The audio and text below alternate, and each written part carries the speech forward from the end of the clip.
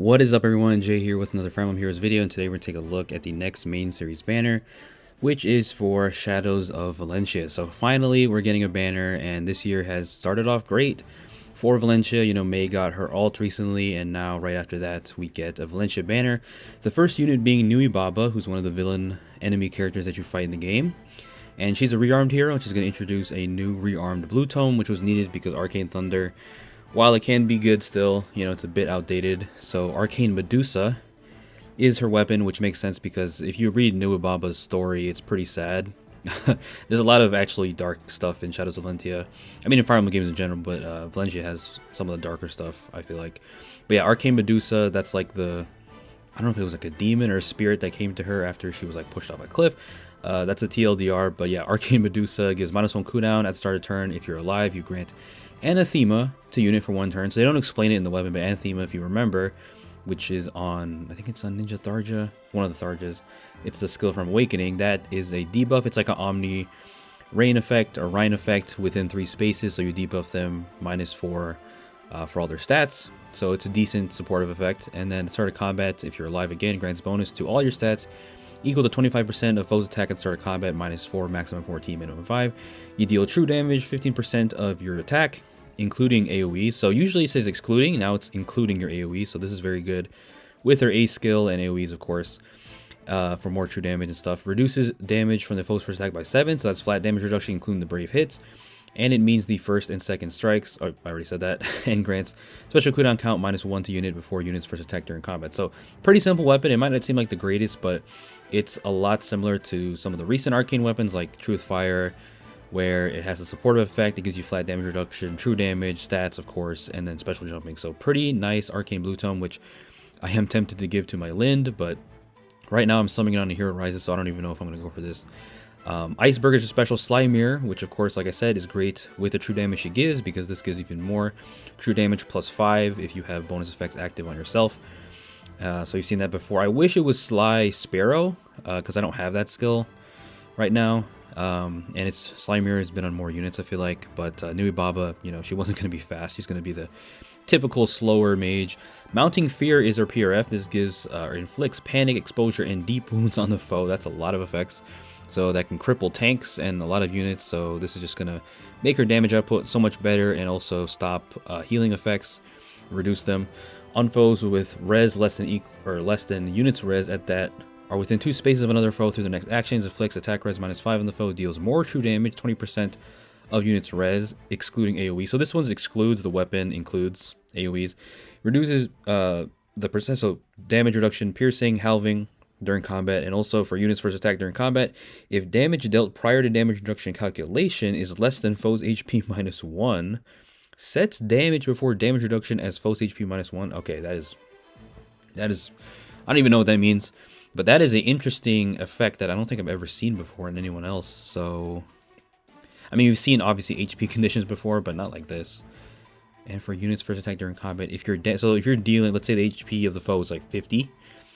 If you have less than the foe's HP -1, so in that case it would be 49. So if you're doing 48 damage or anything less than that, then you set damage before damage reduction as foe's HP -1. I don't know what the hell they're talking about, honestly, but this is going to make her hit really, really hard, along with the true damage she already has. So she's a true damage machine. And then she has Time Pulse Helm, which is, I think, the same thing as Time Pulse Echo, or not Echo, Edge, but it's attack and res variant, not attack and speed, I believe. Pretty sure. I can double check it right now in my game because I have Time Pulse Edge. I just want to make sure. I'm pretty sure it is. Yeah, it's just the attack res version, so that's perfect for Nuibaba to, you know, trigger more specials and just hit hard. So she's going to hit very, very hard, deceptively hard in some ways, and provide support. Her arcane weapon can weaken foes nearby, finishes enemies with her guaranteed follow-up. So yeah, Nuibaba is going to be a threat for sure. I mean, she does have weaknesses, obviously being slower, and her damage reduction is limited, but the damage output she can do is going to really, you know, show. And she's killing Winter Edelgard, who isn't the hardest unit to kill nowadays, but you know, there it is. You know, these trailers aren't always the best. They're not the most indicative of matchups. As you can see, she has really low defense and high res as expected. Next unit on the banner is going to be, I believe it's Nomah. Yep. So Nomah, if you guys don't know him, he is you know, a person that Celica trusts. He's basically like the Goto of Shadows of Valentia because he appears near the end of the game, and he's, you know, unit you can recruit later on. So, and he's also a unit you can miss easily. If I remember correctly, in Valencia, you can kind of miss him because he's like, you have to go somewhere to find him. And he's like in the back of this area. But yeah, Prior's Tome, -1 cooldown. If unit is within 2 spaces of a trap and Aether Raids, okay, this is interesting. Allies on the map can move to a space within 2 spaces of unit. Oh, okay. So, warping, but it depends on a trap. So this guy is an Aether Raids unit, which is something I didn't expect. Trap and Aether Raids includes any trap, triggered, disarm, false, or otherwise. Okay, so it could be any of the heavy trap, bolt trap, you know, the fake ones, the hex trap, so anything. Allies within 2 spaces of unit can move to any space within 2 spaces of units. Okay, so even more warping outside of just warp the Aether Raid, so that's good. For allies within 2 spaces of unit, grant attack res +5 and penalty neutralization to attack and res during their combat, and restore 7 HP after combat, so nice support for them.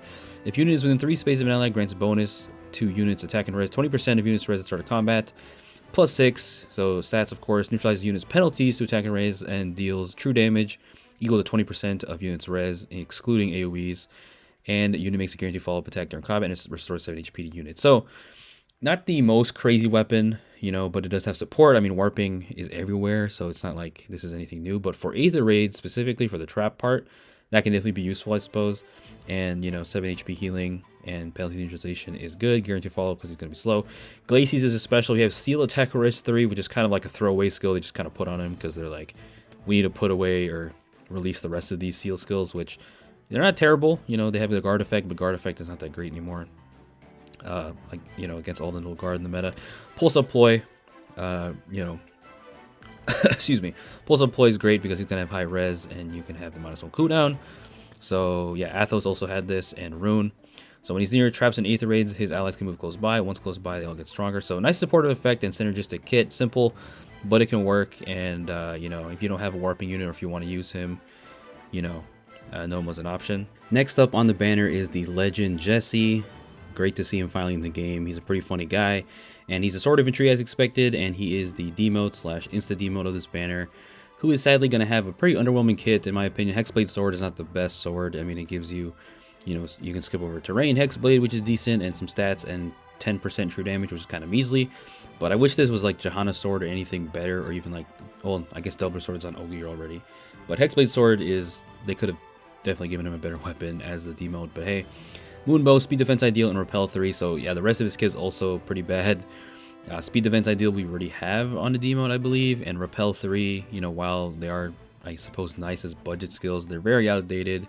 You know, the days of repel 4, not repel, even repel 4, spurn, you know, all that stuff is now gone because it's pierceable. So yeah, Jesse unfortunately has a underwhelming kit, but you know, you can definitely build him up with those modern stats, give him better skills. So it's great to see Jesse find the game. You know, he was one of the characters people expected. And last but not least is a new attuned hero, of course, and it is none other than another legend, the Saint King Alm. So Alm, you know, Marth's neighbor, another fellow king, you know, the hero king and the Saint King. He's a bow infantry unit, and this attire is so similar to Celica's. I'm glad to wear it. The voice lines are not in English, sadly, because of, I think, the voice acting strike or whatever. But here he is. So he is going to be a, obviously, new top tier bow unit. You know, kind of deja vu, because Legendary Alm was that unit back in the day. He was top tier for a while. He got a remix and refine that also made him good again. But, you know, at this point, he's pretty outdated. So, you know, Alm finally getting all, I don't even remember his last alt. So, yeah, he definitely needs this to keep up. You know, Alm fans finally have a new top tier bow Alm again. So, true bond bow, -1 cooldown, effectiveness against flying foes, of course. Unit can move to a space within 2 spaces of any ally within 2 spaces, so that warping, amazing. That's going to make him a huge threat. At start of turn, if unit is within 2 spaces of an ally for a unit, and allies within 2 spaces of unit, grants attack speed, great talent +2, and if special cooldown count is at maximum value, grants special cooldown count -2. If special cooldown count is at maximum value -1, grants special cooldown count -1. So all kinds of ways to lower his special, because True Lunar Flash is going to be 3 cooldown, going to be 2 cooldown thanks to the -1 cooldown, all kinds of cooldown, great talent, more stats. So that's great. If unit initiates combat within 2 spaces of an ally, grants bonus to all of his stats equal to the number of allies within 3 rows, 3 columns centered on him, times 3 plus 5, maximum 14. Unit deals true damage, so you know he definitely needs this, or should I say the flat damage, the +X damage, which is going to help him pierce through those tanks like he did in the past with his legendary. And This excludes AoEs and reduces damage from foes first attack by X, so he even has flat damage reduction, which is great. X equals the total value of attack and speed. Great talent times 2, maximum 30, including the brave hits, and restores 7 HP to unit after combat. So he has actually, you know, I expected him to, I mean, he's obviously a huge offensive nuke, but he also has flat damage reduction, healing. So they definitely made him more mixed phase than I expected, so that is great. I mean, a lot of nukes nowadays that they release have some level of bulk. You know, most of them, you know, they want to give him some kind of damage reduction against all the crazy threats that they're going to attack into, but Alm gets a lot. He also gets flat damage reduction plus X and also the true damage plus X, so that's amazing. So great talent with that is going to make him just so hard to not get doubled by. And then True Lunar Flash. So when special triggers, you treat the foe's defense res as reduced by 35%. You boost damage by 35% of your speed, which honestly I kind of expected to be higher, like 40%, but still, you know, this is still going to hit hard with everything he has. You have the special nullification. The damage reduction stuff is going to be reduced. Effects from non-special skills are going to be neutralized, and you also prevent foe specials that are triggered by units attack. So this basically means that the foe specials are going to be negated. So it's kind of similar. I'm pretty sure it's the same wording as Legendary Nana, and she's an older legendary hero who had this back in the day. Her weapon also says prevents foe specials that are triggered by units attack. So this is really good for Alm, who's a ranged threat and obviously way better of a unit, you know, modern unit. So this is going to be amazing because he's going to be able to stop pretty much any special that is going to be triggered by his attack, like it says. So if Aegis triggers, that's negated. And, you know, a lot of armors use some kind of damage reduction special, so Alm doesn't care about that. So True Lunar Flash is going to be a menace on top of everything he already has. So definitely watch out for Alm, just like his legendary version back in the day. Perfect attack speed is perfect for him, of course, for no follow-up built in. More attack and speed. Speed Taker 4 for even more great talent stats, and also Null Guard, which is something he didn't have. And, whoops. So yeah, Speed Taker 4, and then we have Pulse on Blades. We had Pulse Up Blades before.